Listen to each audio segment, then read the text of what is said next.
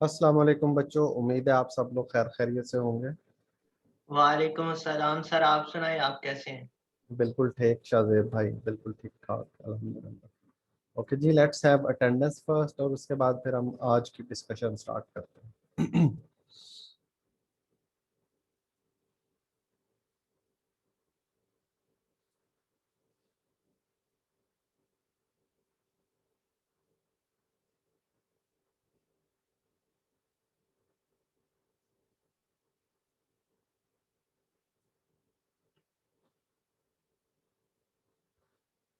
अब्दुल हन्नान,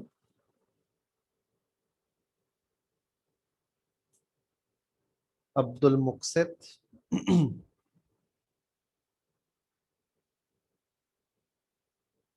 अब्दुल रहमान साहब तो हैं, मुझे नजर आ रहे हैं। अहमद अली, जी रहमान लग गई है बेटा आपकी अटेंडेंस। अहमद अली, ओके जी। अहमद रजा साहब तो मौजूद हैं, अहमद रजा साहब की भी अटेंडेंस हो गई। अमीर हमजा,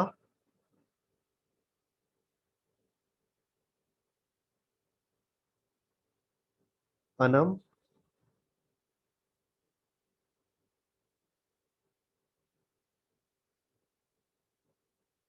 ओके जी। अरबाज महमूद, अरबाज महमूद, बिलाल नासिर, अस्सलाम वालेकुम सर। सर ही वो वाइसलाम। सर वो बिलाल के जो फादर है ना, उन्हें कोविड हुआ था, तो वो हॉस्पिटलाइज हैं, तो काफ़ी क्रिटिकल है ना, तो ओ उसके ओ अच्छा। भाई बाहर होते हैं, तो वो हॉस्पिटल है, तो जी जी बिल्कुल ठीक है, कोई मसला नहीं बेटा, नो वो प्रॉब्लम। मेल भी की थी आपको रिपोर्ट, शायद आप देख लीजिए। जी ठीक ठीक हो गया, ठीक हो गया। हम्म, तो ये बिलाल यूसुफ का अपडेट कोई है? ये बिलाल नासिर की बात बता रहे हैं ना आप मुझे? बिलाल नासिर के सर। जी बिल्कुल ठीक है बेटा, ओके सही है। ओके जी, बिलाल यूसुफ साहब हैं। हाँ, ये बिलाल यस यूसुफ सर, तो प्रेजेंट। मौजूद है हमारे पास, बिल्कुल ठीक है। ओके। दुआ अजहर, प्रेजेंट सर। जी बेटा ठीक है।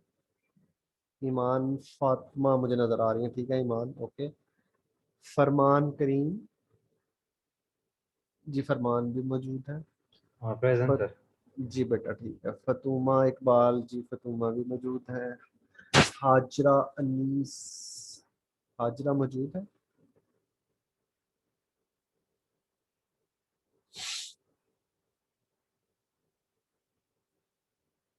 हमजा सईद, जी ठीक है Hamza, thank you. Haroon Aamir, Haroon ji sir. जी ठीक है हारून, थैंक यू। हसन मुजतबा, जी ठीक है हसन। Moiz Saleem, yes sir.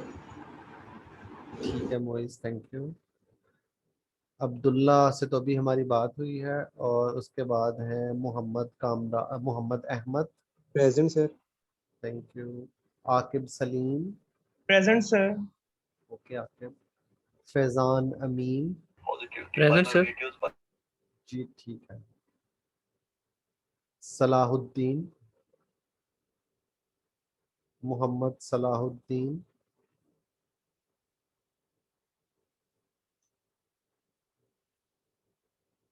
उमर महबूब, जी ठीक है उमर, थैंक यू। उसामा तारिक, उसामा तारिक, ठीक है उसामा। साद शिराजी, जी ठीक है साद। सैफ अली, सैफ अली। सलमान बट, सलमान, जी सलमान ठीक है, thank you. Sameer Wahid, Sameer Wahid, present sir. अच्छा ठीक है समीर, थैंक यू। ओके जी, सना मौजूद है, ठीक है सना आपकी अटेंडेंस होगी बेटा। सरफराज फिदा, सरफराज फिदा। शाजीन अहमद, ठीक है बेटा। शानज़े अंजुम,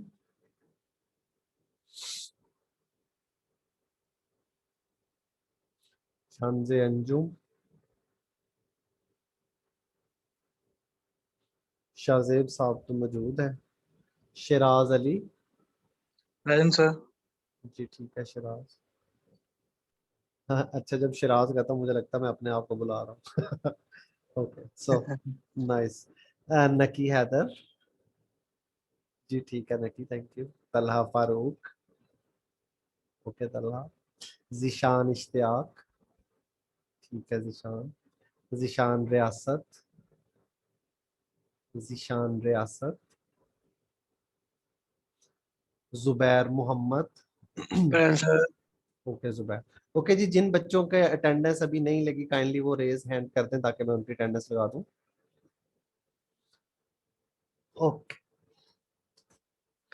सबसे पहले हैं हमारे पास सिंधु साहब से। ओके जी सिंधु साहब आपकी अटेंडेंस हो गई। उसके बाद है हाजरा,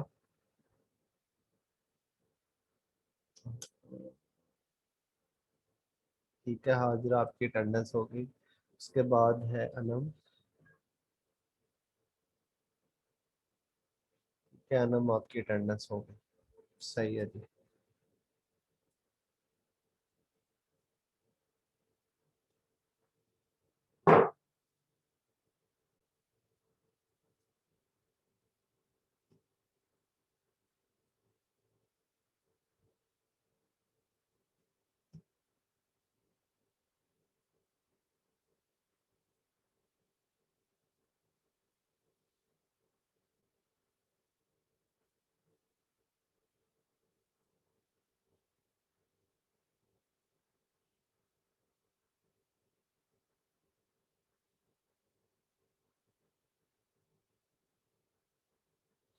आप लोगों को व्हाइट बोर्ड नजर आ रहा है या नहीं आ रहा?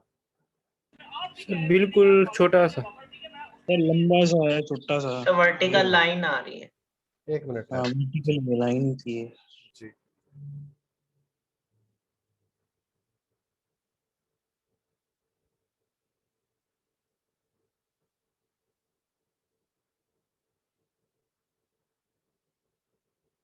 नॉट शुड बी विजिबल, अब नजर आ रहा है white board? Yes sir. Okay yes good, sir. जबरदस्त, सही हो गया।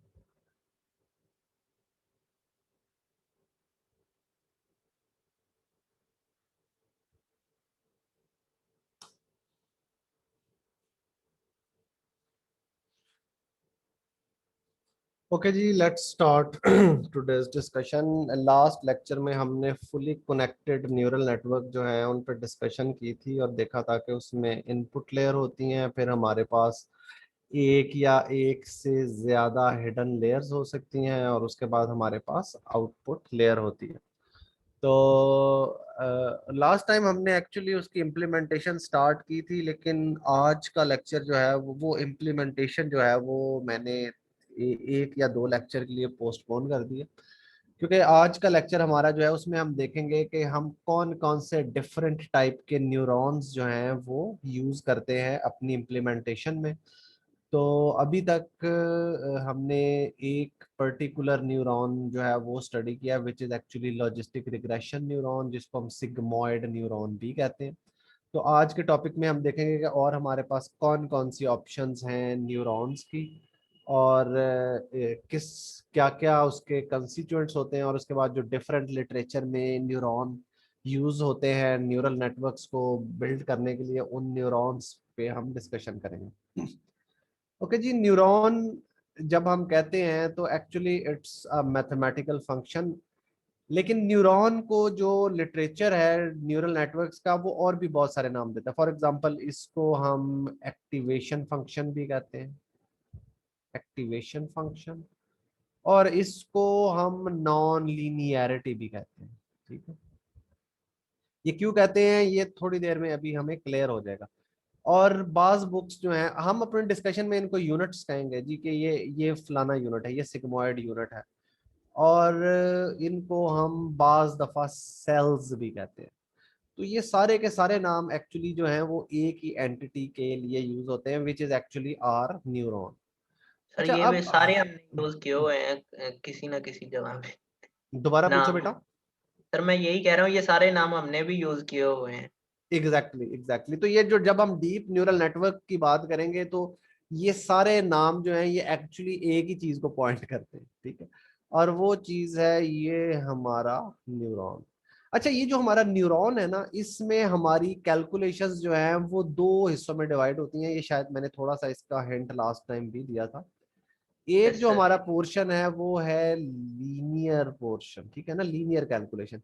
इस जगह पे हम weighted sum of inputs calculate करते हैं, वेटेड सम ऑफ इनपुट्स। अच्छा, ये वेटेड सम ऑफ इनपुट्स सुनने में काफी खौफनाक लगता है, लेकिन ये बड़े सादा सी बात है और ये हम पिछले को 5-6 लेक्चर से करते आ रहे हैं। देखिए, होता क्या है कि ये इनपुट्स हैं, ये सम ऑफ इनपुट्स है और ये उनको हमने किसी वेट से मल्टीप्लाई कर दिया। So actually what I am saying is कि हम हमेशा डब्ल्यू एक्स प्लस बी कैलकुलेट करते हैं अगर मैं वेक्टराइज्ड फॉर्म में लिखूं, और इसको हम जेड कहते हैं। तो इस पॉइंट पे हमारा ये z कैलकुलेट होता है which is actually our weighted sum of inputs. लेकिन अगर हम इसको नॉन वेक्टराइज्ड मैनर में लिखना चाहें तो भी लिख सकते हैं, विच इज, इसमें हम सम के लिए ये सिग्मा यूज करेंगे, i is equal to 1 to n w i x i plus b। ये b आपको पता है बायस है, और ये जो सारे वेटेड इनपुट्स है ना, ये सिग्मा उनका सम है, तो इसलिए hence the name weighted sum of inputs. तो ये वेटेड सम ऑफ इनपुट्स जो है ये हमें हमेशा जो इसकी आउटपुट है इसको हम z से रिप्रेजेंट करेंगे। तो ये वो लीनियर पोर्शन है हमारा जो weighted sum of inputs calculate करता है। अच्छा, अब इस जो न्यूरॉन हमारा होता है उस न्यूरॉन में हमारे पास ये जब हम weighted sum of inputs calculate कर लेते हैं तो फिर हमारे पास इस जगह एक नॉन लीनियर फंक्शन भी होता है, नॉन लीनियर फंक्शन। अब ये फंक्शन क्या करता है, ये फंक्शन एज अ इनपुट ये z रिसीव करता है, ये z जो है ये एज अ इनपुट रिसीव करेगा और उसकी बेस पे ये डिसाइड करेगा कि इसने आउटपुट देनी है या नहीं देनी, और अगर इसने आउटपुट देनी है तो वो क्या आउटपुट देनी है। तो इसका मतलब है कि ये डिसाइड करता है कि ये न्यूरॉन जो है ये न्यूरॉन एक्टिवेट होगा या ये एक्टिवेट नहीं होगा, ठीक है। तो इसलिए इस जगह पे ये जो नॉन लीनियर फंक्शन है, चूंकि ये डिसाइड करता है कि न्यूरॉन एक्टिवेट होगा या नहीं होगा, यानी आउटपुट देगा या नहीं देगा, तो नॉट सरप्राइजिंगली इसको हम एक्टिवेशन फंक्शन भी कहते हैं। अच्छा, एक चीज जो हमारे ज़हन में होनी चाहिए वो ये कि हम जितने भी न्यूरॉन्स न्यूरल नेटवर्क में यूज करते हैं उनमें ये लीनियर पोर्शन सेम रहता है, यानी ये लीनियर पोर्शन तो सेम रहेगा, ये z की कैलकुलेशन एग्जैक्टली सेम रहेगी। हर न्यूरॉन में जो चेंज आती है वो आती है कि वो किस किस्म का एक्टिवेशन फंक्शन यूज कर रहा है, ठीक है। तो ये एक्टिवेशन फंक्शन जो है ये डिफरेंट हो तो हम कहते हैं जी कि ये हमारा न्यूरॉन जो है ये डिफरेंट टाइप का न्यूरॉन है, ठीक है। तो इधर हम अब लिख सकते हैं टाइप्स ऑफ न्यूरॉन। और अब हमें पता है कि न्यूरॉन में जो चीज डिफरेंट होती है वो सिर्फ ये एक्टिवेशन फंक्शन होती है, तो इसलिए हम कह सकते हैं ये टाइप ऑफ एक्टिवेशन फंक्शन। और ये एक्टिवेशन फंक्शन डिसाइड करता है कि whether this neuron is going to be activated और it is not going to be activated. अब एक्टिवेट होने का मतलब ये है कि ये आउटपुट दे विच इज नॉन जीरो, और नॉन एक्टिवेट होने का मतलब है ये आउटपुट दे विच इज जीरो। जैसे एक एक्टिवेशन फंक्शन की एग्जांपल हमने देखी थी सिग्मॉइड। अब आपको याद होगा कि सिग्मॉइड जो है वो जीरो आउटपुट भी दे सकता था, वो वन आउटपुट भी दे सकता था, और it could have been anything between them. तो हम कहेंगे कि सिग्मॉइड एक एक्टिवेशन फंक्शन है जो डिसाइड करता है based on value of Z कि मैंने एक्टिवेट नहीं होना या मैंने एक्टिवेट होना है। और अगर एक्टिवेट होना है तो आपको पता है वो कोई भी वैल्यू हो सकती है, वो 0.1 हो सकती है, 0.2 हो सकती है, अप टू 1 कोई भी वैल्यू हो सकती है। सो टेक अवे ये है कि हमारा हर न्यूरॉन जो है उसमें हमारे पास दो कैलकुलेशंस हैं। Linear calculation is weighted sum of inputs, और ये वेटेड सम ऑफ इनपुट्स जो है it is used as input by this non-linearity या non-linear function which decides कि ये न्यूरॉन एक्टिवेट होगा या नहीं होगा, और इसको हम एक्टिवेशन फंक्शन कहते हैं। अब इधर एक क्वेश्चन, बल्कि कुछ क्वेश्चन, एक दो क्वेश्चन जो ज़हन में आते हैं वो ये है। सबसे पहला क्वेश्चन ये है कि यार ये नॉन लीनियर फंक्शन क्या होता है? नॉन लीनियर फंक्शन, देखिए एक इसका सादा सा जवाब ये है, हर वो फंक्शन जिसमें हमारा जो अननोन वेरिएबल है, यानी जो हमारा x है, अगर x की पावर 1 से ज्यादा है तो वो नॉन लीनियर फंक्शन है। For example f of x is equal to x square, no this is a non linear function. लेकिन अगर मैं कहूं f of x is equal to 2x, तो ये एक लीनियर फंक्शन है, ठीक है। This is a linear function, this is a non linear function.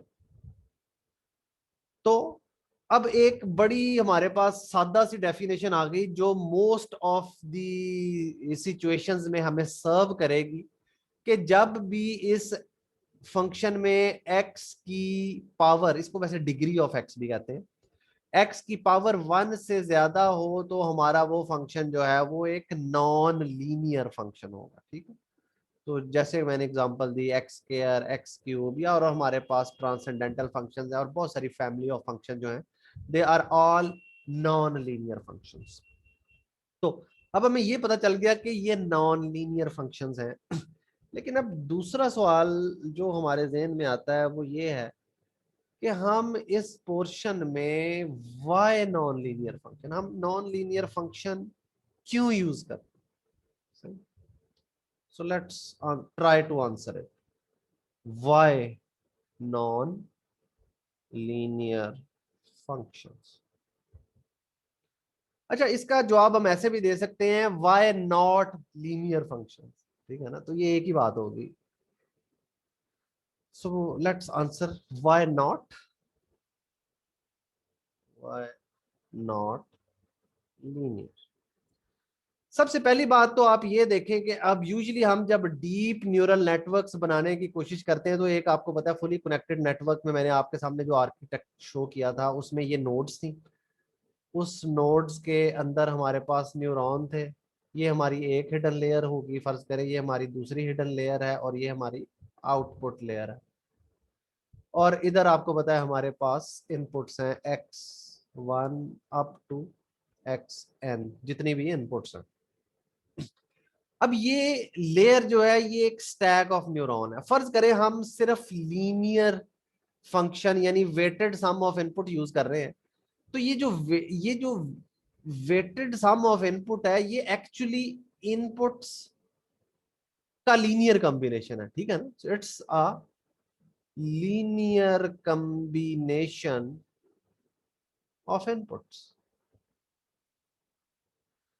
Linear combination क्या होता है आपको पता होगा कि जब भी हम किसी एक वेक्टर को दूसरे वेक्टर में ऐड करते हैं या किसी एक वेक्टर को किसी स्केलर से मल्टीप्लाई करके दूसरे वेक्टर में ऐड करते हैं या सब्ट्रैक्ट करते हैं, तो ये सारी चीजें जो है इसे कहते हैं कि ये लीनियर कॉम्बिनेशन है, ठीक है ना। तो चूंकि इस केस में हम ये इस स्केलर से मल्टीप्लाई करके वेक्टर्स को ऐड कर रहे हैं, तो ये जो वेटेड सम ऑफ इनपुट्स है, this is actually a linear combination of inputs। अब आप गौर करेंगे अगर हम नॉन लीनियरिटी नहीं यूज करें तो ये भी एक लीनियर कॉम्बिनेशन ऑफ इनपुट है, ये भी लीनियर कॉम्बिनेशन ऑफ इनपुट है, ये भी लीनियर कॉम्बिनेशन ऑफ इनपुट है। So these are actually all linear combinations of inputs. अब combination of linear function itself एक लीनियर फंक्शन होता है, तो इसका मतलब है कि बजाय इन सब के हम इन सब लीनियर कॉम्बिनेशंस को कंबाइन करके एक ही न्यूरॉन क्यों नहीं यूज कर लेते, विच is actually a linear combination. और फिर इसका मतलब ये है कि हमें इस जगह पे इस लेयर की भी जरूरत नहीं, क्योंकि हम ऐसे ही लीनियर कॉम्बिनेशन कैलकुलेट करते भी जाएं तो उसका कोई फायदा ही नहीं है। क्यों? क्योंकि at the end of the day हम क्या कर रहे हैं, हम सिर्फ इनपुट्स को घुमा फिरा के यूज करते जा रहे हैं। कभी इनपुट को 2 से मल्टीप्लाई कर देते हैं, कभी उसमें 3 ऐड कर देते हैं, कभी 2 माइनस कर देते हैं, कभी फिर 4 ऐड कर देते हैं। तो एसेंशियली ये जो हमारा जो पूरा न्यूरल नेटवर्क है ना, it's just a grand linear combination, ठीक है, a grand linear combination of inputs. अब लीनियर कॉम्बिनेशन ऑफ इनपुट्स के लिए हमें इतनी ज्यादा लेयर बनाने की तो जरूरत ही नहीं है, तो हम ये सारे लीनियर कॉम्बिनेशन, आपको याद होगा कि हमारे पास मल्टीपल इक्वेशंस होती हैं, हम उनको एक मैट्रिक्स बना के एक इक्वेशन में भी लिख सकते हैं। तो फिर ये डीप न्यूरल नेटवर्क तो बनाने का फायदा ही कोई नहीं है, तो यूजलेस ही काम हो गया अगर हम सिर्फ लीनियर फंक्शन यूज करें। एक बात, दूसरा प्रॉब्लम जो लीनियर कॉम्बिनेशंस के साथ है वो ये है कि they have limited learning capability, ठीक है। लिमिटेड लर्निंग कैपेबिलिटी का मतलब ये है कि हम एक्चुअली, आपको पता है जब भी न्यूरल नेटवर्क बनाते हैं तो वही आर, हमारे पास आपको पता है कि इनपुट आउटपुट के पेयर्स होते हैं, जैसे ये एक्स आई वाई आई, हमारे पास आई पेयर्स हैं, ये इनपुट है ये आउटपुट है। जैसे ये इमेजेस भी हो सकते हैं कैट या नॉन कैट के, और ये उनके लेबल्स हो सकते हैं। जब हम न्यूरल नेटवर्क बना रहे हैं एक्चुअली हम कर क्या रहे हैं, हम फंक्शन को अप्रोक्सीमेट कर रहे हैं, we are trying to learn a function approximation. कैसा फंक्शन अप्रोक्सीमेशन? वो फंक्शन अप्रोक्सीमेशन, इसके ऊपर मैं स्टैटिक डाल रहा हूं, जो इनपुट के तौर पे मेरे से कैट इमेज ले ले और आउटपुट के तौर पे मुझे उसका लेबल रिटर्न कर दे। इनपुट के तौर पे मेरे से नॉन कैट इमेज ले ले और आउटपुट के तौर पे मुझे उसका लेबल दे दे। So this you see we are trying to learn a function here. लेकिन अगर हमारे फंक्शन की लर्निंग कैपेबिलिटी बड़ी लिमिटेड है तो इसका मतलब है कि ये फंक्शन अप्रोक्सीमेशन कोई बहुत अच्छी नहीं होगी। और दूसरा, हमारे पास बहुत कॉम्प्लेक्स प्रॉब्लम है, जैसे आपको पता है कंप्यूटर विजन के प्रॉब्लम है, एनएलपी के प्रॉब्लम है, हमारे पास स्पीच प्रोसेसिंग के प्रॉब्लम है। तो इसका मतलब है कि ये जो लिमिटेड लर्निंग कैपेबिलिटी है, this is not going to help us. तो we need to do something else, and that something else is actually the usages of non-linear functions। अच्छा, अब जब हम नॉन लीनियर फंक्शन इस जगह पे ऐड कर देते हैं ना, तो अब आपको याद है कि हमने इस जगह पे ऐड किया, तो जब हम नॉन लीनियर फंक्शन इस जगह पे ऐड कर देते हैं ना, तो अब ये जो हमारे न्यूरल नेटवर्क्स हैं, मतलब अब ये न्यूरॉन एक नॉन लीनियरिटी है, ये न्यूरॉन नॉन लीनियरिटी है, तो इसका मतलब है कि अब ये हर न्यूरॉन जो है ये सिर्फ लीनियर कॉम्बिनेशन कैलकुलेट नहीं कर रहा, ये कोई नॉन लीनियर फीचर्स लर्न कर रहा है। मतलब इसने कोई फीचर लर्न किया, इसने किया, इसने किया, इसने किया। जब इन्होंने ये नॉन लीनियर फीचर अपने से अगली लेयर को दिए, तो उस लेयर ने इन नॉन लीनियर फीचर को कंबाइन करके कोई और बहुत ज्यादा अच्छे नॉन लीनियर, यानी ऐसे जो सिंपल फीचर नहीं है वो लर्न कर लिए। और जब ये नॉन लीनियर फीचर्स हम आउटपुट न्यूरॉन को देते हैं, तो वो आउटपुट न्यूरॉन जो है इन नॉन लीनियर फीचर्स की बेस पे पॉजिटिव और नेगेटिव सैंपल्स को बहुत अच्छे तरीके से क्लासिफाई कर सकता है, ठीक है। So that is why we always try to use a linear function. क्यों? क्योंकि लीनियर फंक्शन की लर्निंग कैपेबिलिटी जो है, it is higher than compared to the linear functions। in fact हमारे पास एक थ्योरम है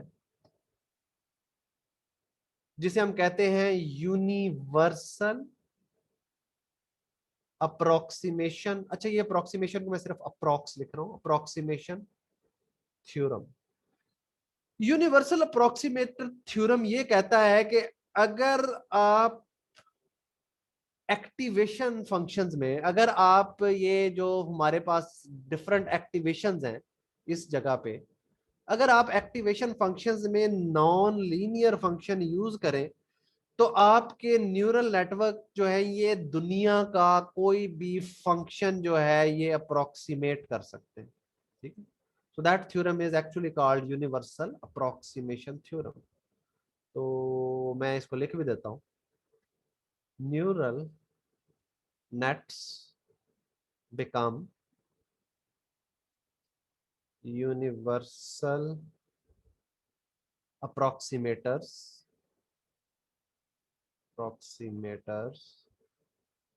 when activations are non-linear. Activations are non-linear. तो you see कि नॉन सिर्फ एक एडिशन करने का हमें मतलब एडिशन इन द सेंस के एक नया फंक्शन अगर हम अपने न्यूरॉन में यूज करें तो अब हम जो ये लेयर्स बनाते हैं, ये लेयर्स जो हैं ये बहुत ज्यादा कॉम्प्लेक्स और एब्स्ट्रैक्ट फीचर्स लर्न कर सकती हैं और इन फीचर की बेस पे हम बहुत ज्यादा अच्छे और एक्यूरेट फंक्शन अप्रोक्सीमेटर्स जो हैं वो लर्न कर सकते हैं.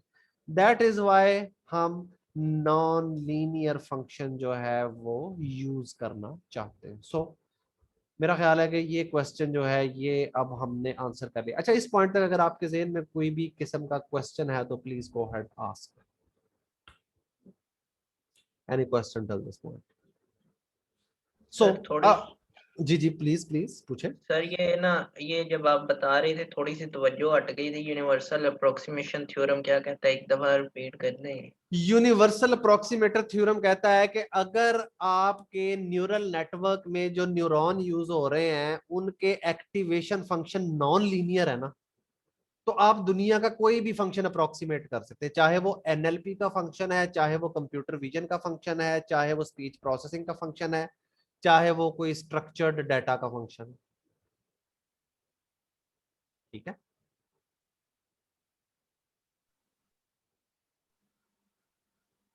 और किसी बच्चे का कोई क्वेश्चन इस पॉइंट पर?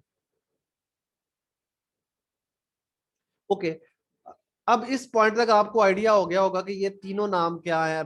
न्यूरॉन हमें बताया कि न्यूरॉन जो है उसके दो पार्ट है, लेकिन ये जेड पार्ट जो है ये तो हर एक में सेम रहना है. इसका मतलब है कि जो चीज डिफरेंशिएट करती है डिफरेंट टाइप्स ऑफ न्यूरॉन्स को वो activation function.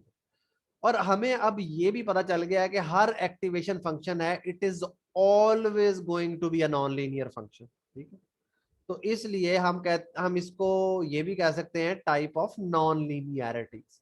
So when we are saying type of non linearities, actually we are talking about non linear activation function and we are talking about different activation functions. We are actually talking about different neurons. तो इसलिए मैंने अर्ज किया था कि ये तीनों चीजें जो हैं ये एक्चुअली एक ही चीज को रिप्रेजेंट करती हैं. So that should be clear now. Good है जी.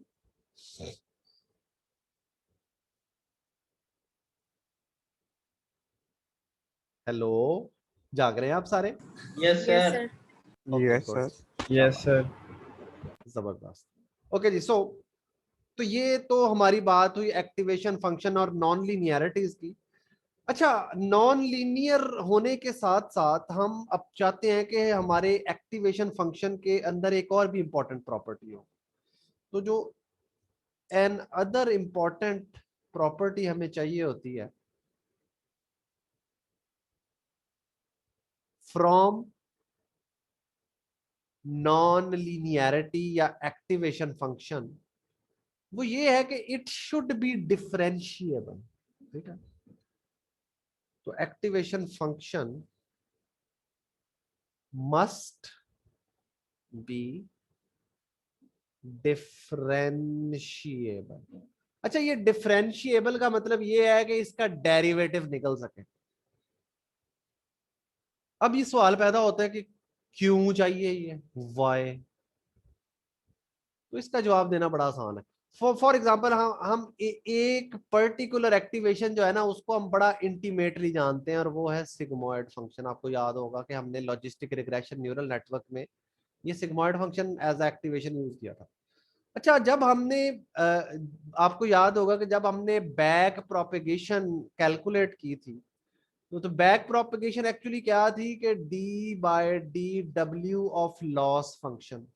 इससे हमें पता चलता था कि वेट में अगर हम यूनिट चेंज करें तो लॉस कम होता है या ज्यादा होता है, जिसकी बेस पे फिर हम इस W को ऑप्टिमाइज करते थे, ठीक है ना। और ये जो D/DW ऑफ L है यानी लॉस है, ये आपको पता है कि ये हम चेन रूल से कैलकुलेट करते थे। हमारे पास सबसे पहले आता था D/DZ ऑफ DW, उसके बाद हमारे पास आता था D/DZ ऑफ ये एक्टिवेशन A, और उसके बाद हमारे पास ये एक्टिवेशन हमारी आउटपुट होती थी, और उसके बाद हमारे पास आता था D/DA ऑफ लॉस फंक्शन। अच्छा, अब आप इमेजिन करें कि इस जगह पे अगर ये जीरो हो जाए, यानी ये डिफरेंशिएबल ही ना रहे, यानी इसका हम डेरिवेटिव ना कैलकुलेट कर सकें, या अगर डेरिवेटिव कैलकुलेट करें और वो जीरो हो जाए तो क्या होगा, क्या फर्क पड़ेगा? सभी चीज जीरो हो जाएगी। एग्जैक्टली आप देखें कि ये जो पूरा ग्रेडियंट है ना D/DW है, ये जीरो हो जाएगा। अच्छा, जब ये जीरो हो जाएगा तो आपको पता है कि हम ग्रेडियंट डिसेंट आगे यूज करते थे, W is updated as W minus learning rate into D/DW of L। तो इसका मतलब ये है कि अगर ये हमेशा ही जीरो रहेगी तो ये वेट तो कभी ऑप्टिमाइज ही नहीं होंगे, विल नेवर ऑप्टिमाइज। इसका मतलब है अगर ये वेट ऑप्टिमाइज नहीं होंगे तो हमारा जो पूरा ग्रेडियंट डिसेंट एल्गोरिथम है वो एल्गोरिथम फेल हो जाएगा, और जब वो एल्गोरिथम फेल हो जाएगा, ये वेट अपडेट नहीं हो सकेंगे, तो इसका मतलब है कि हम जो बेहतर वेट्स और बायस हैं वो कैलकुलेट ही नहीं कर पाए, ठीक है। सो इसलिए we always want our activation functions to be differentiable, कि इनका डेरिवेटिव जो है, एक तो इनका डेरिवेटिव डिफाइंड होना चाहिए, और इनका जो डेरिवेटिव है वो जीरो ना हो तो अच्छा। अच्छा, ये याद रखें कि कुछ पॉइंट पे ये जीरो जरूर होगा। फॉर एग्जांपल, जब हम ग्रेडियंट डिसेंट कर रहे थे तो आपको याद होगा कि इस पॉइंट के करीब करीब ये जो D/DW ऑफ L है, इसने जीरो के करीब होना ही होना है। We are fine with that. क्यों? क्योंकि ग्लोबल मिनिमा के करीब कोई रेट ऑफ चेंज नहीं है, और इसलिए हमारे पास अच्छे वेट्स भी आ रहे हैं। हम ये चाहते हैं कि ये जो बाकी जगह हैं इधर ये जीरो ना हो, ताकि एटलीस्ट हम ये अच्छा वेट तो कैलकुलेट कर सकें, सही है। तो that is why it must be differentiable, को कह सकते हैं कि इसका डेरिवेटिव जो है, डेरिवेटिव मस्ट बी डिफाइंड, एक बात, और डेरिवेटिव जो है वो हर जगह पे जीरो नहीं होना चाहिए, not zero at every point, not zero at every point, ठीक है। I hope it should now make sense कि क्यों हमारे एक्टिवेशन फंक्शन जो हैं दे मस्ट बी डिफरेंशिएबल, ठीक है। अगर इसमें किसी बच्चे को कोई चैलेंज फेस हो रहा है तो प्लीज गो अहेड आस्क।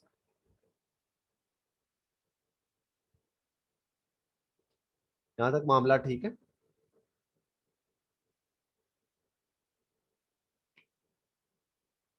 क्यों जी, यहां तक मामला ठीक है? Yes sir, Yes. ठीक है। Okay, good. Okay ji, now we are ready to discuss different activation functions. Activation functions और नॉन, अच्छा राइटिंग मेरी थोड़ी सी गंदी है, वो आपको पता है हमेशा से गंदी है। So non linear functions. तो ओके ओके जी, सबसे पहले जो हम स्टार्ट करते हैं उस न्यूरॉन से जिससे हम बड़े इंटीमेटली वाकिफ हैं, और हम देखते हैं। अच्छा, हम क्या करेंगे कि हम हर एक्टिवेशन फंक्शन जो है उसे डिस्कस करेंगे, उसके बाद हम देखेंगे कि उसके फायदे क्या हैं, उसके बाद हम देखेंगे कि उसके नुकसान क्या हैं, और साथ साथ हम ये देखेंगे कि उसका ग्राफ किस तरह का है। तो उसका ग्राफ जो है वो हमें बहुत सारी उसकी प्रॉपर्टीज जो है वो हमारे साथ डिस्कस कर देगा। So let's talk about sir आज आर। सिग्मॉइड के अलावा कुछ और भी पढ़ेंगे? आज हम मेरा ख्याल है कि आज हम 10H भी पढ़ेंगे, और उसके बाद अगर हमें मौका मिला तो हम रीलू भी पढ़ेंगे, ओके। ठीक है। ओके, सो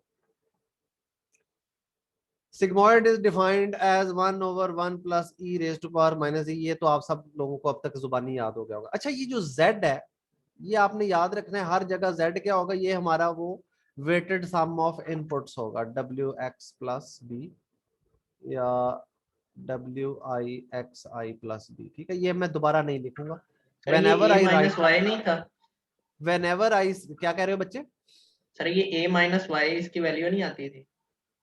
नहीं नहीं नहीं नहीं नहीं नहीं, मैं तो अभी फॉरवर्ड पास या सिर्फ फंक्शन लिख रहा हूँ दोस्त, अभी मैंने इसका डेरिवेटिव तो लिखा ही नहीं। और वो डेरिवेटिव जो a माइनस वाई था वो एक्चुअली था, अगर आपको याद हो, d by d z of l। तो लॉस फंक्शन तो इधर है ही कहीं नहीं, सही है। अभी हम सिर्फ इस एक्टिवेशन फंक्शन की बात कर रहे हैं। We are not talking about any loss function and we are not talking about the complete back propagation. अब हमारे सामने सिर्फ ये फंक्शन है which is defined by this formula. Does that answer your question? Okay sir. Okay good. Okay जी, sigmoid को अगर हम ड्रॉ करना चाहें तो it is something like this.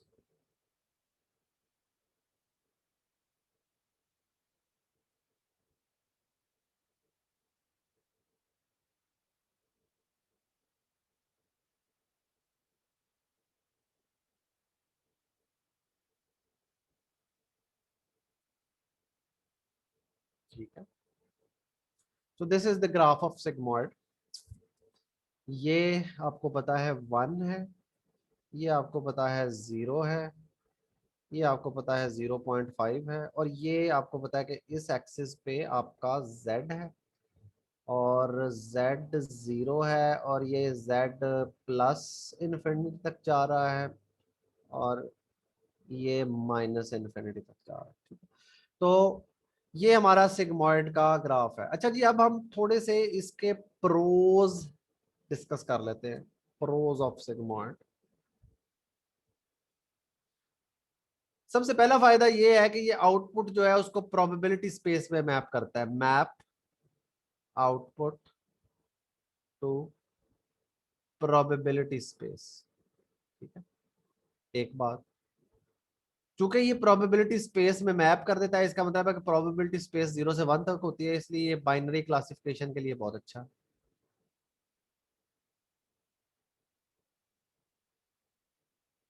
अब हम इसके कॉन्स डिस्कस करते हैं, नुकसानात। ओके जी, इसका सबसे पहला नुकसान ये है कि it suffers from vanishing gradient. ये क्या बात हुई, सफर्स फ्रॉम वैनिशिंग ग्रेडियंट? ये लफ्ज आप लिटरेचर में जरा सुनेंगे, इसलिए हम इसको ना एक दफा डिस्कस कर लेते हैं, ये है क्या। Now I want you to see कि ये ग्राफ अगर आप गौर से देखें तो ये जब 1 के पास है उसके बाद से ये ग्राफ एक सीधी लाइन है। ठीक है, और मुझे ये बताएं कि सीधी लाइन जो है उसका डेरिवेटिव क्या होता है, जिसमें जिस चीज में कोई रेट ऑफ चेंज ना हो उसका डेरिवेटिव क्या होगा? 0। वेरी गुड, शाबाश। इसका मतलब है कि सिग्मॉइड में इस पॉइंट से ऑनवर्ड डेरिवेटिव 0 होता है, यानी it is no longer differentiable, no longer differentiable. एक बात, जितना हम इस पॉइंट के करीब पहुंचेंगे उतने हमारे डेरिवेटिव जो हैं वो अप्रोचेस टू 0 हो जाएंगे। क्या ये बात भी ठीक है? यस सर, ये तो जारी बिल्कुल बात। ठीक, बिल्कुल सही है। इसका मतलब है कि जितना मैं इस पॉइंट के करीब हो रहा हूं उतनी मेरी ग्रेडियंट वैनिश हो रही है, यानी उतनी मेरी ग्रेडियंट 0 के करीब जा रही है। अच्छा, जब मेरी ग्रेडियंट 0 के करीब जाएगी तो इसका मतलब है कि ये वाला पोर्शन जो है ये अप्रोक्सीमेटली 0 होना शुरू हो जाएगा, ये वाला पोर्शन। यही हम नहीं चाहते। यही हम नहीं चाहते, वेरी गुड। तो ये इसका सबसे पहला नुकसान है कि it suffers from vanishing gradient, ना सिर्फ इस पॉइंट पे बल्कि अगर आप गौर करें तो इस पॉइंट से ऑनवर्ड ये 0 ही रहेगा। 0 से कम तो नहीं ना हो सकता सिग्मॉइड, ये आप लोगों को पता है। या मैंने जस्टिफाई भी किया था कि आप इसे माइनस इन्फिनिटी तक कोई भी वैल्यू दे दें, सिग्मॉइड ने 0 ही देना। तो इसका मतलब है कि इस जगह पे भी इसकी जो ग्रेडियंट है, क्योंकि कोई रेट ऑफ चेंज ही नहीं है, तो ग्रेडियंट 0 है। इसका मतलब है इस जगह पे भी this is no longer differentiable. और चूंकि इस पॉइंट के जितना ये करीब होगा उतनी ज्यादा ग्रेडियंट्स जो हैं वो वैनिश हो जाएंगे, hence the word vanishing gradients. ठीक है, तो ये इसका सबसे पहला नुकसान है कि ये जो है it suffers from vanishing gradient.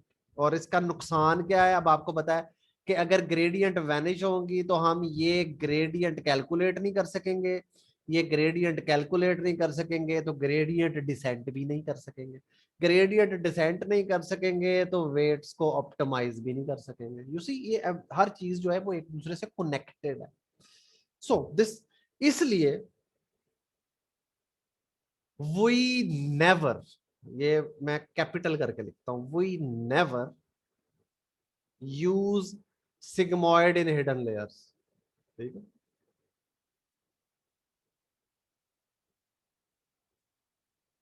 Hidden layer में सिग्मॉइड को हम कभी भी नहीं यूज करते ड्यू टू दिस प्रॉब्लम, ताकि हमारा जो नेटवर्क है वो एटलीस्ट उसके वेट्स जो है वो ऑप्टिमाइज हो जाए या वो कोई अच्छे फीचर्स लर्न कर ले। ठीक है, अच्छा जी, इसका जो दूसरा नुकसान है, इट एक्चुअली स्टेम्स फ्रॉम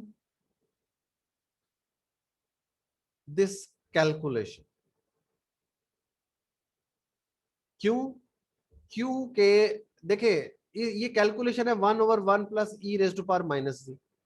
अब आपको पता है कि ये exponential raise to power minus g, ये जो रेज टू पावर कैलकुलेशन है ये ट्रिवियल नहीं है, it's not a trivial calculation. इसके लिए ठीक ठाक सीपीयू टाइम लगेगा, और सीपीयू टाइम लगेगा। और अगर आपने हिडन लेयर में, आपको पता है ना सबसे ज्यादा यूनिट्स जो हैं, फर्ज करें अगर मैं एक न्यूरल नेटवर्क बनाता हूं तो सबसे ज्यादा यूनिट तो एक्चुअली हिडन लेयर्स में ही होते हैं। आउटपुट लेयर में तो एक या दो या चार पांच छह न्यूरॉन्स होंगे, उससे ज्यादा तो नहीं होंगे। अब आप अज्यूम करें कि अगर मेरा हर हिडन लेयर का न्यूरॉन सिग्मॉइड यूज कर रहा है, तो इसका मतलब है हर एक के लिए ये नॉन ट्रिवियल यानी कॉस्टली कंप्यूटेशन मुझे करनी पड़ेगी। इसका मतलब है कि मेरा नेटवर्क ट्रेन होने में उतना ही ज्यादा टाइम लगाएगा, क्योंकि मुझे तो बहुत ज्यादा कैलकुलेशन करनी पड़ रही है। और ये नॉन ट्रिवियल कैलकुलेशन की वजह से मेरा ट्रेनिंग टाइम जो है वो बहुत ज्यादा इंक्रीज हो जाएगा, इंक्रीज द ट्रेनिंग टाइम। ये बात समझ में आती है हमें? Does that make sense? क्यों जी, क्वेश्चंस?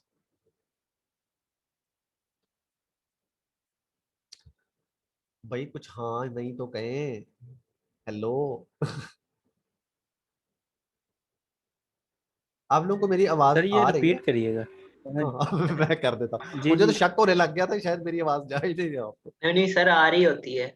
अच्छा अच्छा अच्छा, जब मैं इसलिए आपको फूड फॉर थॉट देता हूँ ताकि जो मैं बात कर रहा हूँ वो आपको समझ आ रही है या नहीं आ रही। मैंने अर्ज ये किया कि ये जो ये कैलकुलेशन है ना 1/1 plus e raise to power minus, ये जो e raise to power minus z है ना, ये कॉस्टली कैलकुलेशन है। तो इसका मतलब है कि अगर हमारे पास हिडन लेयर में हजारों न्यूरॉन्स हैं और हर एक के लिए हम ये कॉस्टली कैलकुलेशन कर रहे हैं, तो इससे हमारा जो ट्रेनिंग टाइम है वो बहुत ज्यादा इंक्रीज हो जाएगा। ठीक है, सो ये दूसरा इसका नुकसान है। अच्छा, तीसरा नुकसान जो है ना वो समझाना थोड़ा सा मुश्किल है, लेकिन still I I will write it, और उस पर हम थोड़ी सी डिस्कशन भी कर लेते हैं। आई होप कि वो आपके लिए काफी हो। तीसरा नुकसान ये है कि दिस न्यूरॉन या दिस फंक्शन या this activation function is not, this function is not zero centre. अच्छा, जीरो सेंटर्ड फंक्शन कब होता? अगर ये कुछ इस तरह का होता।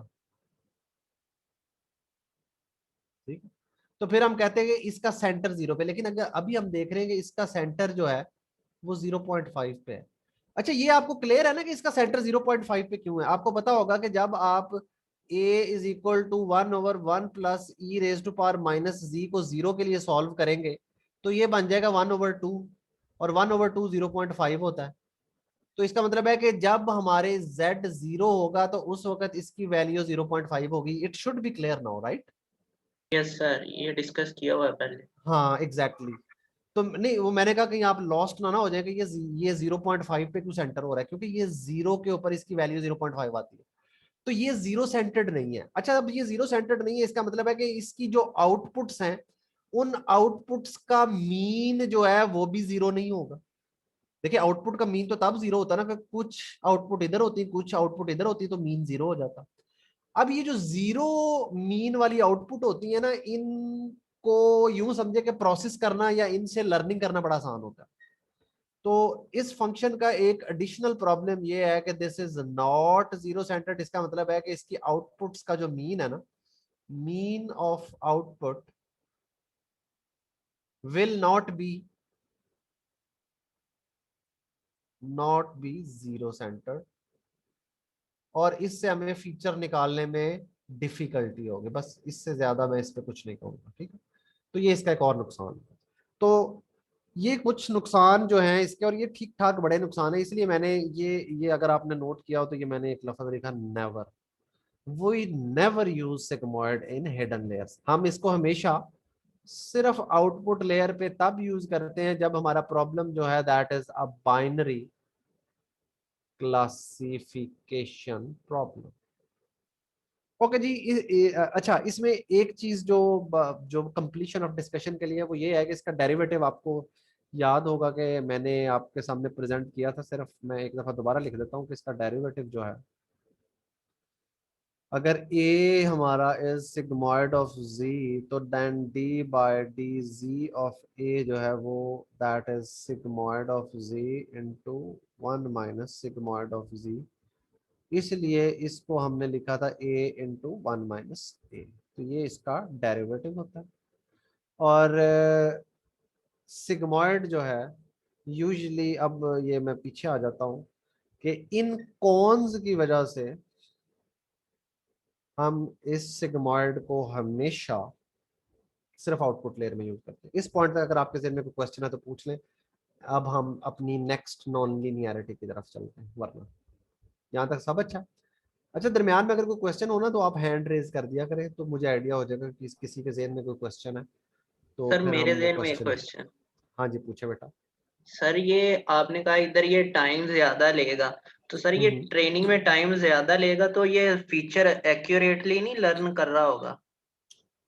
देखें आपकी बात एक हद तक ठीक है। देखिए एक तो ये टाइम ज्यादा ले रहा है, लेकिन अगर हमारे पास बहुत सारे हिडन लेयर में न्यूरॉन है, और बहुत सारे हिडन लेयर के न्यूरॉन में इसकी ग्रेडियंट्स की कंप्यूटेशन के बाद हमें पता चलता है, मतलब हम ये सारी कंप्यूटेशन करें, बाद में हमें पता चले कि इसका रिजल्ट तो अप्रोचेस टू जीरो आई जा रहा है, तो हम कंप्यूटेशन भी कर रहे हैं और हमें फीचर भी नहीं मिल रहे, फिर क्या करें? फिर तो फेल ही हो रहे हैं। जी बिल्कुल सही है ना। तो ये सारे कॉन्स आपने कलेक्टिवली देखने हैं। सही हो गया। ओके गुड, जबरदस्त, that was a good question. अच्छा जी, so the next neuron is 10H, which is actually hyperbolic tangent। अच्छा ये जो हाइपरबोलिक टेंजेंट है ना, आप यूं समझें कि ये ना सिग्मॉइड का भाई है, लेकिन इसमें कुछ फायदे जरा ज्यादा हैं हमें। इट्स अ ये जीरो सेंटर्ड होता है। Exactly it's a shifted and scaled version of sigmoid. कैसे? पहले ना मैं आपको साबित करता हूं कि ये स्केल्ड वर्जन ऑफ सिग्मॉइड। तो it is defined as a is equal to tan h of z, which is equal to 1 minus e raised to power minus 2z divided by 1 plus e raise to power minus 2z। अगर आपने बचपन में conjugate पढ़े होंगे, अगर हम इसको conjugate से सिंप्लीफाई करें ना, तो ये बन जाता है 2/1 plus e raise to power minus 2z minus 1। ठीक है, ओके। अब इसको अगर मैं लिखूं 2 multiplied by 1/1 plus e raise to power minus 2z minus 1, तो मैं अब आपको दावत देता हूं कि आप इस डब्बे पे गौर करें। सिग्मॉइड, ये 2 आ रहा है सिग्मॉइड, लेकिन सिग्मॉइड जो होता है वो sigmoid of z is equal to 1/1 plus e raise to power minus z। तो इसका Yes, मतलब है sir. ये क्या है, ये सिग्मॉइड ऑफ 2z है। Yes sir. ठीक है ना, सो इसका मतलब है I can write it 2 into sigmoid of 2z minus 1। so shifted and scaled version of sigmoid। Okay, अब हमें ये पता चल गया कि tan h is actually a shifted and scaled version of sigmoid। तो अब हम इसका ग्राफ जो है वो स्टडी करने की बेहतर पोजीशन में। सो अगर हम इसका ग्राफ बनाएं और ये हमारा अगर 0 पॉइंट हो तो इट इज समथिंग लाइक ऐसे ऐसे। अच्छा, अब ये जो है ये 1 है और ये जो है ये -1 है। इसका मतलब है कि tan h की जो रेंज है वो 1 से -1 तक है, एक बात। दूसरी बात ये कि जैसा कि आपने बताया था कि ये नाउ दिस इज 0 सेंटर्ड। अच्छा, बाकी प्रॉब्लम अगर आप नोट करें तो वो एज इट इज है, यानी Yes, sir, वो पहले वाली। एक तो नॉन ट्रिवियल कंप्यूटेशन वो एज इट इज है, नॉन ट्रिवियल कंप्यूटेशन है, कंप्यूटेशन बहुत ज्यादा एक्सटेंसिव करनी पड़ेगी। और दूसरा वैनिशिंग ग्रेडियंट्स, ठीक है ना, ये हमेशा -1 रहेगा, यहां से ऑनवर्ड यहाँ हमेशा 1 रहेगा।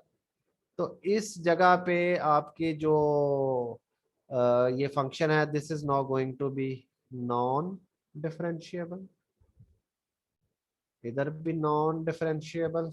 और जितना आप इस पॉइंट के करीब आएंगे उतना आपकी ग्रेडियंट्स वैनिश होंगी। ठीक है, वैनिश ग्रेडियंट।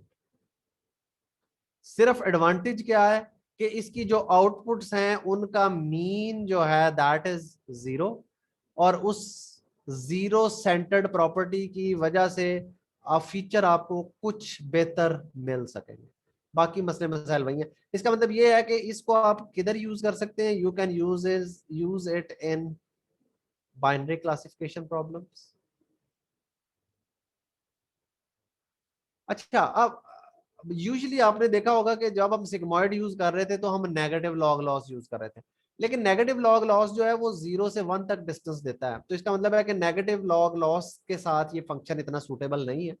अगर आपने आउटपुट लेयर पे tan h यूज करना है तो फिर आपको अपना लॉस फंक्शन जो है वो थोड़ा सा डिफरेंट यूज करना पड़ेगा। तो जो बेहतर लॉस फंक्शन इसके साथ यूज होता है दैट इज SVM लॉस। इसको बाज बुक्स हिंज लॉस भी कहती है। ठीक है, hinge loss is defined as max of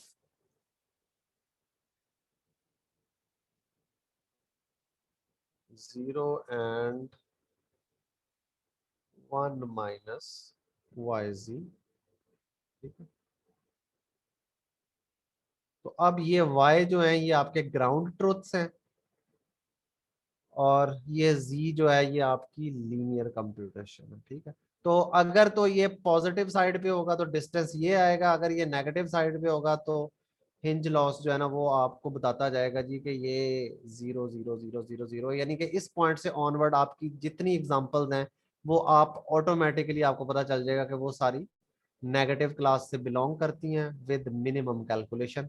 इसलिए मैंने अर्ज किया कि SVM या हिंज लॉस जो है वो इसके लिए ज्यादा बेहतर तौर पे यूज होता है tan h के साथ। तो दैट इज द मतलब discussion on tan h।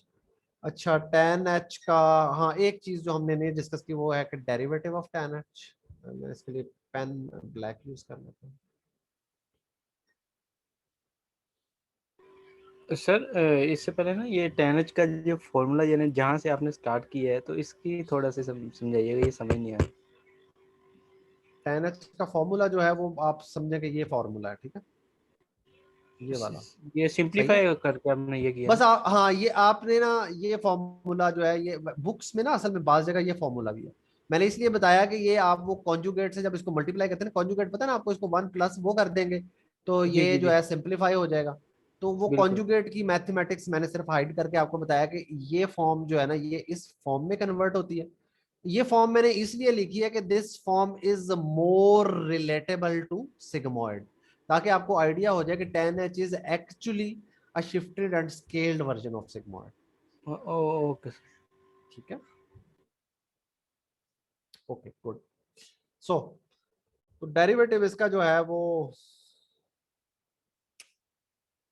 d by dz of tan h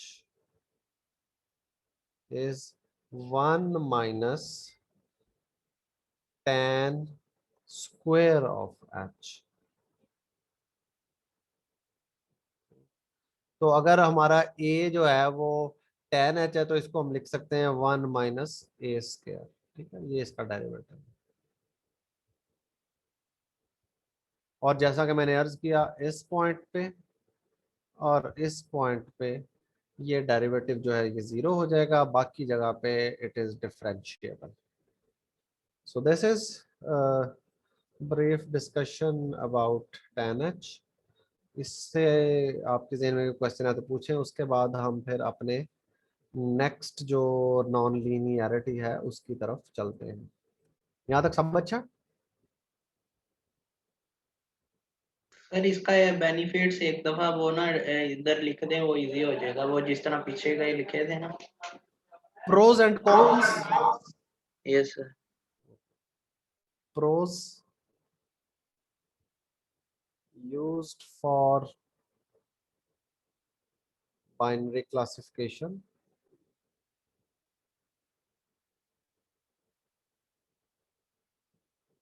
zero centered outputs. Cons suffers from vanishing gradients.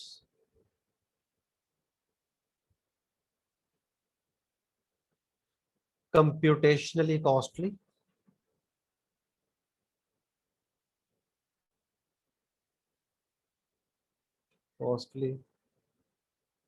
Should never be used as a hidden neuron.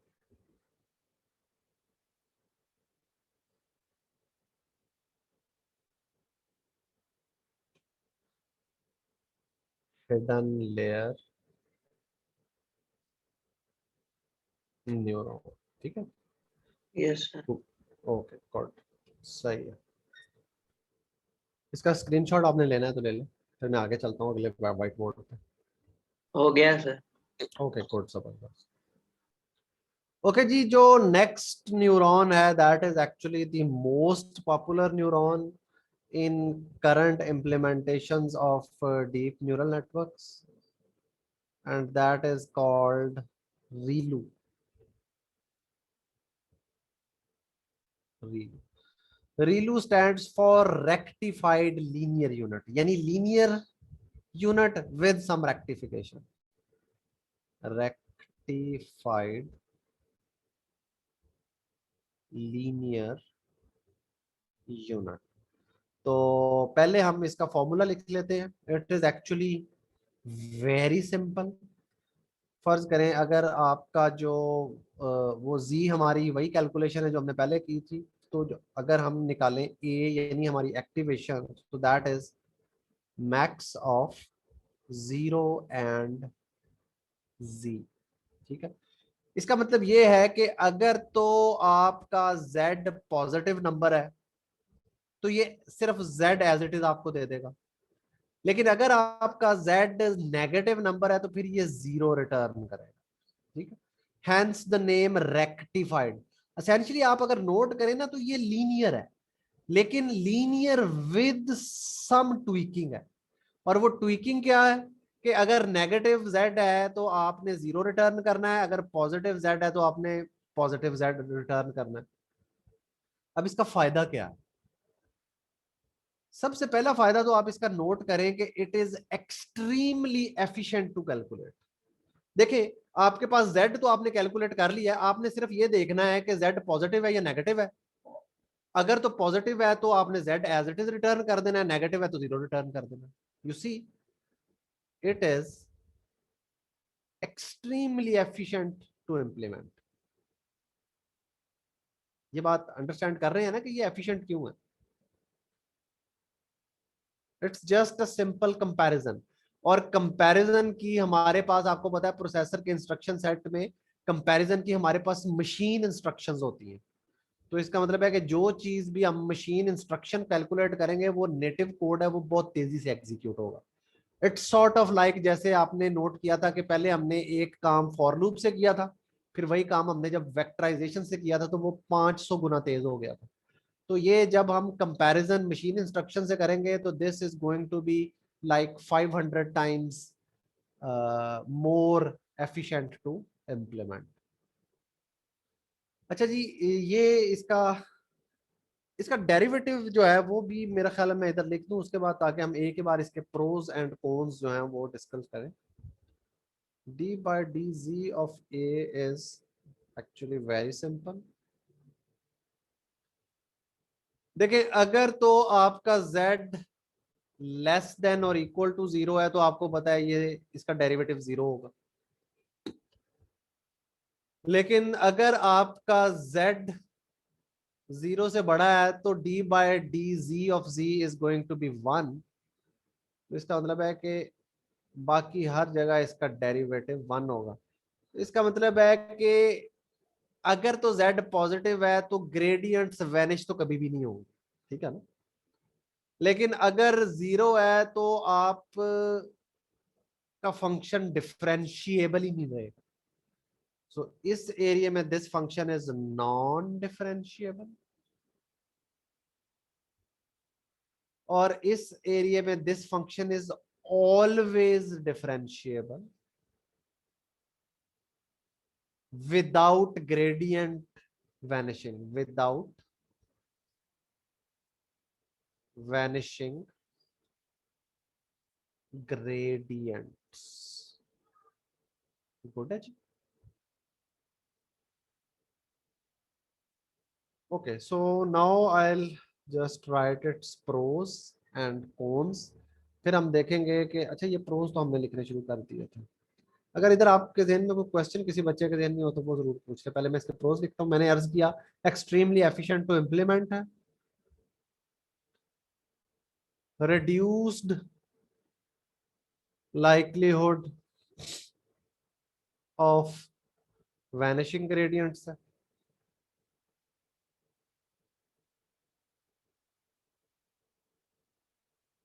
और ये ideal है for computer vision applications. Ideal for computer vision applications. ये ideal क्यों है computer vision applications के लिए? आप में से कोई अंदाजा लगा सकता है?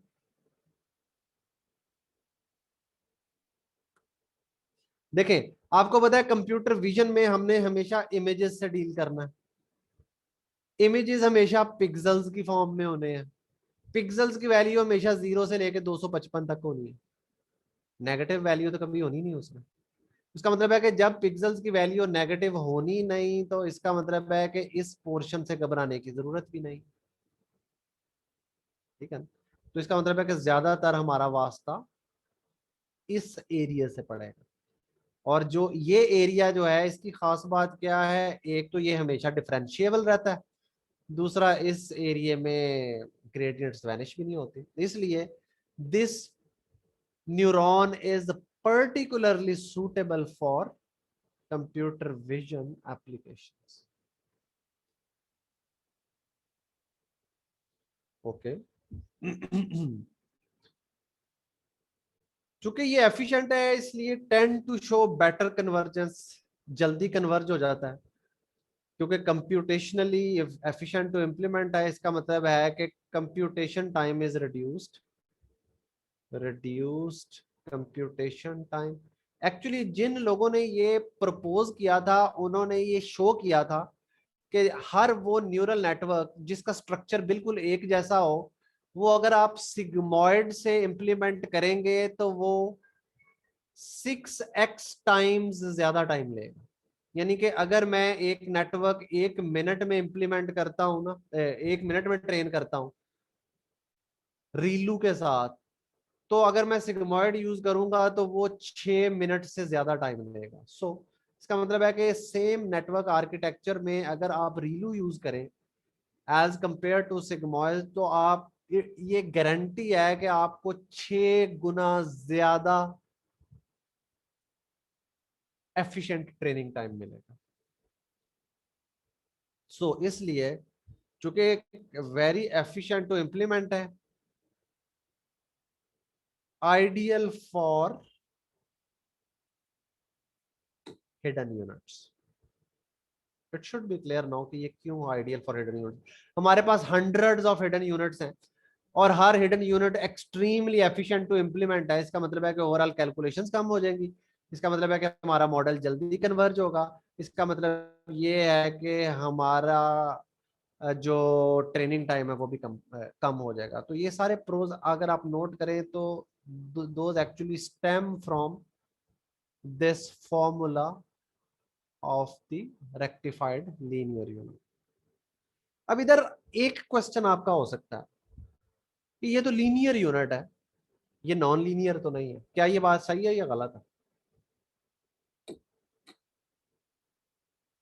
Yes sir. अभी मैंने आपने स्टार्ट में आपके सामने लीनियर की बहुत सारी बुराइयां की, तो अब आपने मैंने कहा नॉन आपके लीनियर सामने होना चाहिए।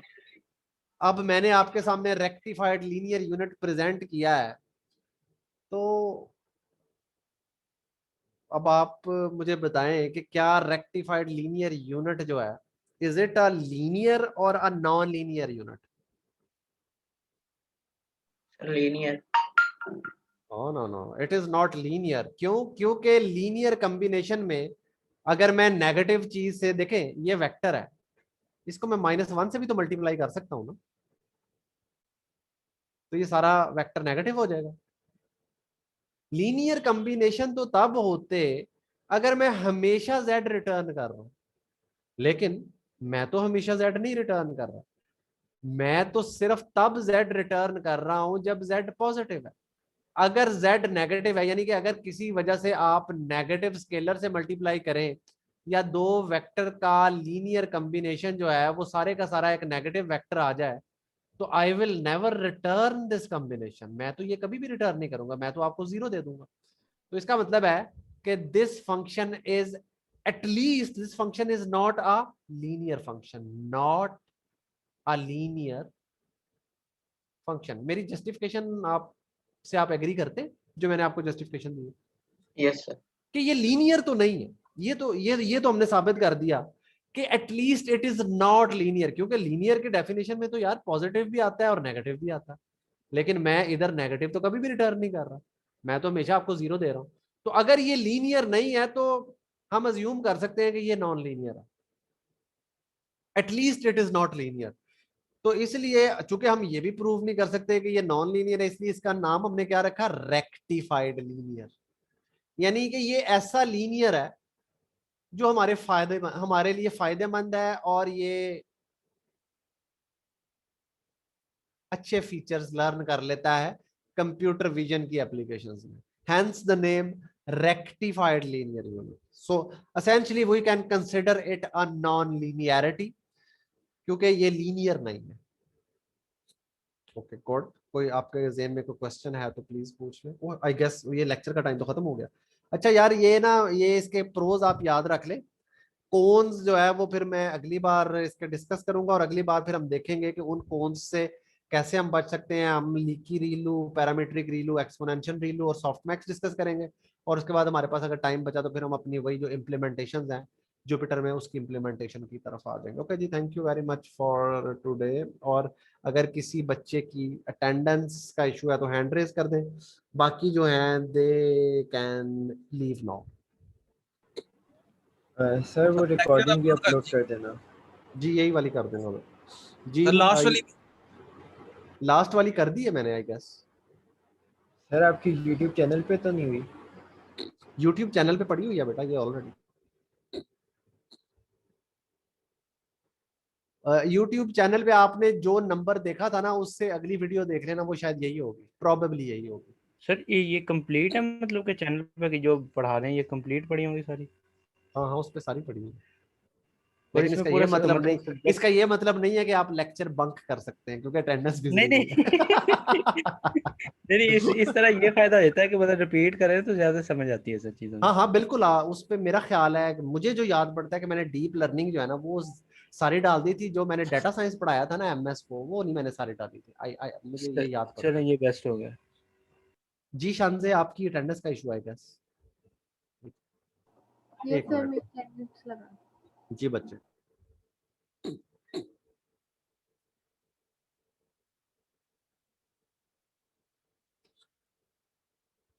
जी ठीक है शानजे आपकी अटेंडेंस हो गई है बेटा। सर जी बेटे। जी सर वो काइंडली ना मेल चेक कर लीजिएगा, वो मैम सुंदस ने आपको मेल की थी वो मीटिंग के रिलेटेड ना। वो मुझे वैसे ही बता दे यार। प्रेजेंटेशन है ना, वो प्रपोजल प्रेजेंटेशन उसके अच्छा अच्छा रिलेटेड ना, ठीक जब है। आप अवेलेबल होंगे ना तो वो टाइम आप लिख दीजिएगा कि कब अवेलेबल होगे। 10 to 15 मिनट की होगी जी प्रेजेंटेशन। ठीक हो गया, कर लेंगे। नेक्स्ट जी वीक में कोई टाइम जो है ना उसमें हम, या इसी वीक में करनी, कब करने का इरादा है आप लोगों का? सर हम तो मतलब कि फारिग ही हैं जाहिर हमें कौन सा काम ठीक, होता है आपके चलो टाइम ठीक पे, जब मतलब कि आप अवेलेबल हो ना आपसे ठीक है। मतलब कि मेल कर दीजिएगा मैम को। हम किसी थर्सडे को करेंगे, इस थर्सडे को भी कर सकते हैं, नेक्स्ट थर्सडे को भी कर सकते हैं, जब सर आप कहें। आप जब मर्जी मतलब कि ना बस वो टाइम लिख के ना, क्योंकि उन्होंने मतलब कि आपसे हाँ पूछा ठीक है, ना वो मैं बता दूंगा सुबह अवेलेबिलिटी। से। हाँ जी नो थैंक प्रॉब्लम, यू ठीक सर। है। ओके चलो जी ठीक है जी, थैंक यू सो मच। और अब इंशाल्लाह मेरे ख्याल रोजों में मुलाकात होगी। अच्छा रोजों का टाइम फर्क है, आपको पता है ना, 10 से 11 है। सब बच्चों को पता पता नहीं जी सर। मिल गया होगा। हाँ। जी जी बिल्कुल सर वो 1 आवर की क्लास होगी जी 55 बिल्कुल, वो मिनट 55 मिनट्स की है। तो वो टाइम बस ये है कि अब वो 11 से 12 होगा मेरा ख्याल है उसकी। 11 से 12 है ना? नहीं नहीं 10 से 11 है, सॉरी। नहीं नहीं आप लोगों की हाँ, क्लास 10 से 11 होगी, ठीक है। जी सर 10 to 11 है आप लोगों की स्लॉट। चलें ठीक है, ओके थैंक यू, अल्लाह हाफिज। ओके अल्लाह हाफिज़।